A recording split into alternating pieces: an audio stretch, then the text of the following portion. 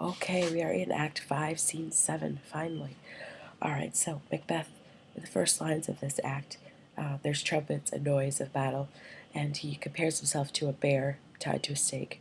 And in Shakespeare's time, they used to tie bears to stakes and have them attacked by dogs, which is horrible and grotesque, but that's what happened.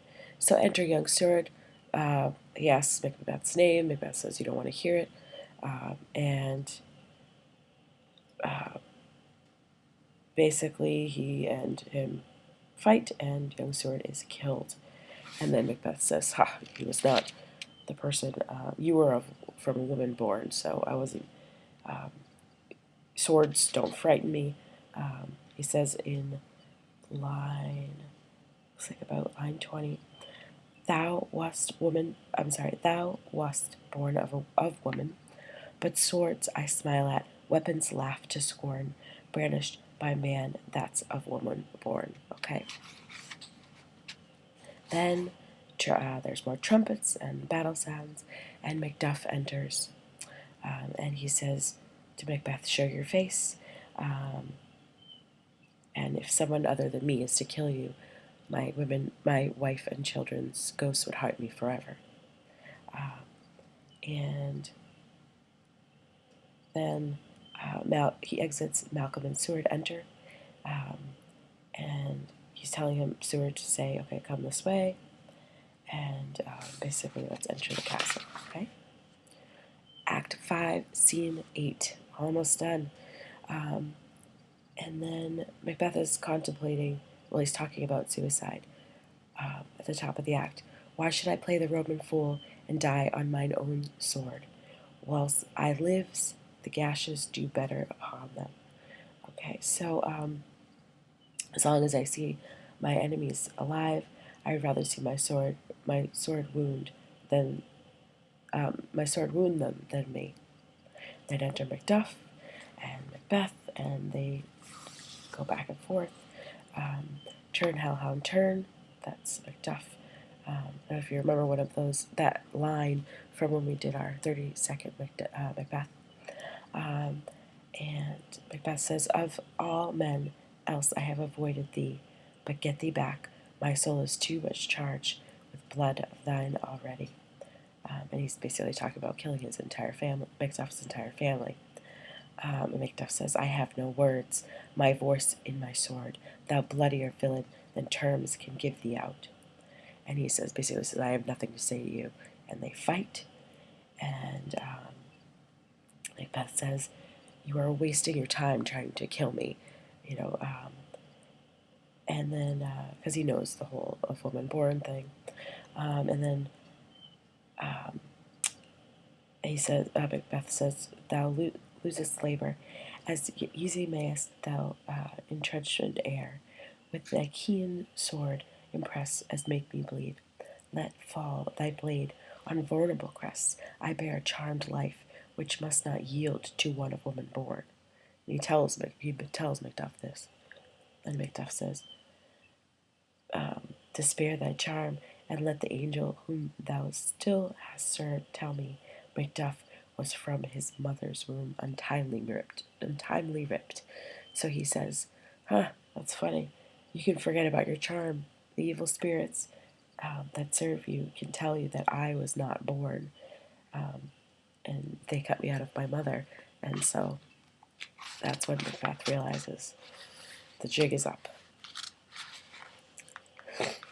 And he says, "Curse you for telling me this." And then Macduff says, "Why don't you just surrender?"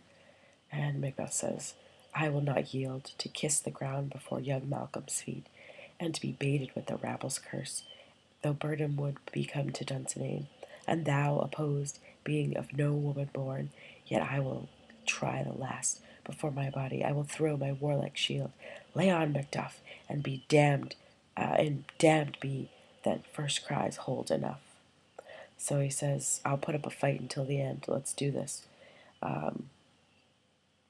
And they exit fighting, and then there's soldiers at a flag. Malcolm and old Seward and Ross, the other Thanes and the soldiers, with a drummer. on stage. And Malcolm says, I wished all of our friends could survive this battle. And the steward says, in every battle there's going to be some killed. But our victory that we had, it didn't cost that much. Okay? And then Malcolm says, Macduff is missing and your noble son. And Ross says, your son, they're talking to Seward, your son, my lord, has paid a soldier's debt. And then they go down and they're talking about their wounds. And then comes Macduff, and he enters with Macbeth's head.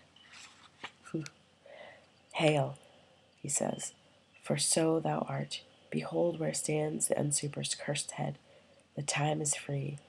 I see thee compassed with thy kingdom's pearl, that speak my salutation in their minds, whose voices I desire aloud with mine. Hail, King of Scotland. And they all say, Hail, King of Scotland. And then Malcolm speaks. The last lines of the play. We shall not spend a large expense of time before we reckon with several loves, and make us even with you, my thanes and kinsmen, henceforth be earls, the first that ever Scotland in such an honour named. What's more to do? Which would be planted newly with the time, as calling home our exiled friends abroad, that fled the snares of watchful tyranny, producing forth the cruel ministers of this dead butcher and his fiend-like queen. So they're calling Macbeth a dead butcher, and Lady Macbeth a fiend-like queen, who, as 'tis thought, by self and violent hands, took off her life, this and what needful else that calls upon us by the grace of grace.